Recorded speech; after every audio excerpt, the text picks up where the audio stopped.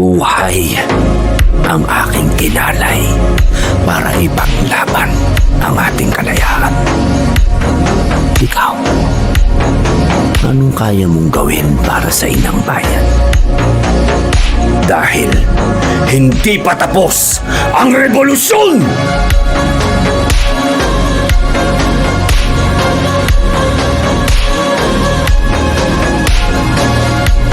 Ulitin ang mga sedula nyo!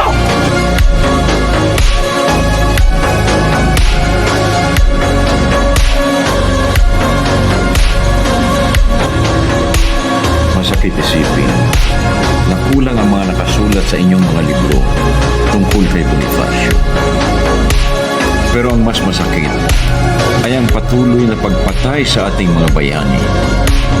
Ang pagsasawalang halaga sa kanilang mga ipinaglaban.